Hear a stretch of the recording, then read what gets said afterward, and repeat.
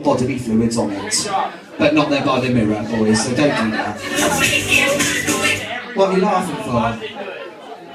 I think that fucking chair's more talented than Sheila Tucker, don't you? It's a shame she doesn't just stand there and do nothing. I mean, it's unbelievable. Right, we are starting our second round of this lovely Britain's Got Talent. One Free's Got Talent. Well, I suppose it's a bit of Britain, isn't it? Britain's Got Talibans. Oh, Wow, subject bit too early. Wow, she went I've there. got a whole orange up here. Has anyone got a machete? Fucking hell. Right, here we go. Hopefully this is going to pan out that DYMK, Calvin so anything has goes. actually got the axe behind the curtain. Are you there, Calvin? Yes, shaking. That's not shaking, that's a fit. Is that you laughing while you're fitting, Calvin, is it? I just hope he's not wanking, that could be quite disastrous. You can't put white on the black, it leaves a stain and bleaches. Right, here we go, boys and girls, keep the noise going, make some noise, and be as brass and bold and loud as you can, or I will kick you in the bits. Your next act this evening, kicking you off, is the lovely Jonathan Hines!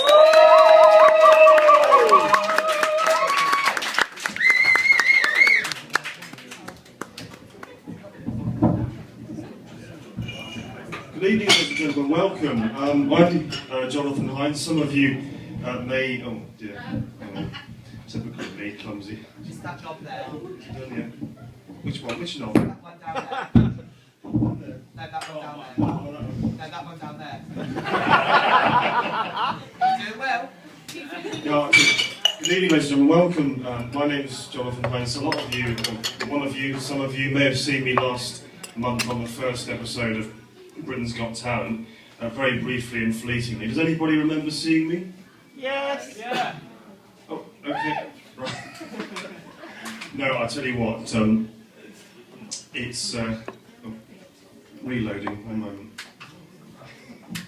When I was on my way up there to audition, I had to change in a Victoria coach station to get up to Birmingham for the audition, and I showed my ticket to the coach driver as I got on the coach, and you know, one of those e-tickets you can get on your phone. And he said to me, he said, "Bloody hell," he said, "you've been around a bit, haven't you?" I said, "Excuse me." Typical of me, I didn't realise I only had my Grindr page open on there as well. Dear oh dear. No, Just a moment, Jesus. Use that button. It's all right, thank you, thanks. And, you know, you saw me in April, but what you don't realise is I've been queuing since April. Since December 2010. Now, Ant and Dec. I've always looked up to Ant and Dec. All these years I've looked up to them, and then I met them. Oh, hiya. You probably heard Simon Cowell's comment, knock knock. Not you. They didn't air Amanda Holden's comment, unfortunately, which was hilarious. She said, "You say you're dry, Jonathan. You're like the desert." Ah, Stephen Mulhern. Oh, Stephen Mulhern. He was there to lighten the mood. He was great. And he said to me, he said, "What would your advice be to any stand-up comedian?" I said, you shouldn't take yourself too seriously. I said, you've got to be able to take criticism. I said, you've got to be able to take it when people give it to you. I couldn't understand why he and the production team were laughing at that point. Anyway, he gave me his number. I still didn't understand, but he gave me his number. And a few days later, he texted me saying how happy he was about the progress with gay marriage. I still didn't get it, but anyway, I'm meeting him after the show tonight, which is great. Now, we all have our nemesis. You don't know, does anyone, our nemesis. Do you know what the definition of a nemesis is? Well, for me, it's this. Bear with me, ladies and gentlemen, I'll just...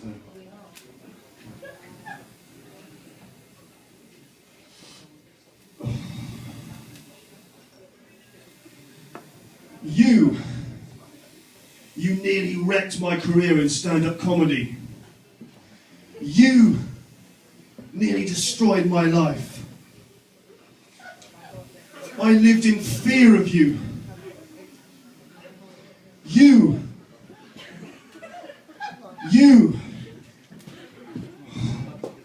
Can I borrow it?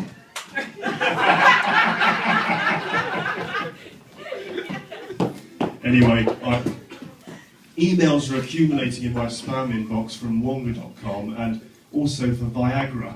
Does anybody else here get a lot of emails for Viagra? I get them all the time. I say, they're barking up the wrong tree with me. I mean, since meeting Stephen Mulhern, I don't need Viagra anymore. But yeah, I love those two sweet old ladies at Wonga.com. You tell us how much you want, how long you want it for, and you tell us what, and we'll tell you what it's going to cost. Yes, well, you lost your home, but at least you got that packet of fags and that scratch card. I saw this really awful, distressing wildlife documentary the other morning on ITV. It was awful. There was animals, all tearing each other to pieces. It was really distressing. But I felt more sorry for the viewers than I did for any of the animals. I feel sorry for the viewers of the Jeremy Kyle Show. My friend I look after, Tony, he's got dementia, bless him, he's hilarious. He should be up here, not me. He comes out with some great lines. He's got various old age health problems and, and he's confused, but his humour is amazing. One day we were out shopping at Castle Point. He hates the British weather. And he said, oh no, he said, I'm sure I just felt some water coming down. I said, oh no, it's not raining again, is it, Tony? He said, no, a catheter leak again. Anyway, I hate to sound like a snob, but there's something relaxing about doing a shopping trip in M&S or Waitrose. Just to buy the odd thing in there, even if you're a bit skint, just to be able to buy the odd thing in there. I saw this lady buying a dishcloth in M&S for 99p, and I thought, it's only a dishcloth. It's just like a dishcloth from Asda probably, but somehow it's special because it's got an M&S label. And I wonder if she's doing her washing up at home and afterwards she hangs the dishcloth up and says, you're not just a dishcloth, you're an M&S dishcloth. But yeah, my friend Tony, here's a good one for you. My friend Tony, he managed to avoid hospitals and doctors until his mid-70s, so he's pretty good, really. And he went into hospital for the first time for a cataract operation in his mid-70s. And I said to him, bloody hell, your first visit to hospital for that cataract operation, that must have been an eye-opener for you. I had this awful job handing out leaflets in the street for Specsavers. I did it for 8 months, and it was alright, I suppose, but I used to dread bumping into anybody I know, and the time went so slow. And one day, one of my colleagues said to me, what time did you finish today? What time did you finish walking the streets today, Jonathan? I said, well, 4 o'clock today. I said, but I should be paying a lot more than £6.20 an hour for walking the streets. Sorry, I meant I should be paid a lot more than £6.20 an hour for walking the streets. Anyway, I'm afraid I'm going to have to go because I've got...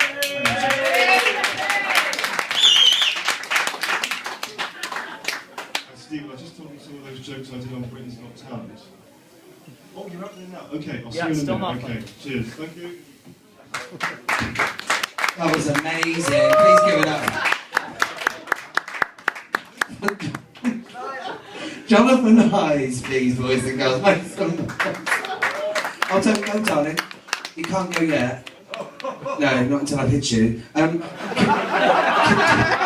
you just pass me that microphone? It's just that I need to... And that one there, if that's possible. Thank you for turning up. You've done me a favour. I thought that was brilliant, Jonathan. Oh, if it's a photograph from the newspaper. I think the show's finished now, darling. We're going to hand over to the judges. There we go. Jonathan, you're very brave. It's very hard to do comedy, as you just proved. And you're lovely. Are you a homosexual?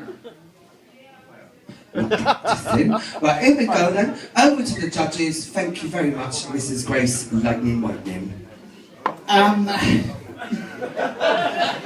Well, Jonathan, you're very brave, my sweetheart. I can't look at you, I'm afraid. You're very, very brave to go on a national talent programme and then come and do this one.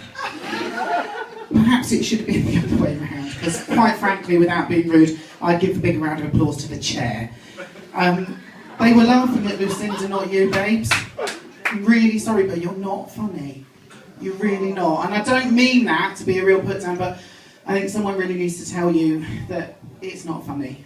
And I feel for you, because as I say, you've got balls, you've got up there, you've done something different, and you deserve a round of applause for that. You really do. You really do. But maybe if your subject matter was different, or you'd have done some stuff that wasn't perhaps around. I'm going to butt in. in. I'm going to butt in. I'm not a judge, but it was so awful, it was hilarious. So you were very funny, so give him a cheer. She has a point, and I was getting to that. I will pass you over to Cindy. But well done all the same, darling, but I'm afraid it's a no. Hiya, darling, alright? Probably not. I'm sorry, I don't do comedy. It's just not my thing. Yes, I look in the mirror and I like it myself.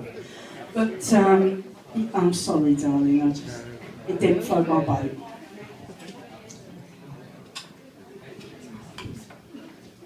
I'm going to do what I've done probably several times this evening and say I can't add any more comments to my fellow judges.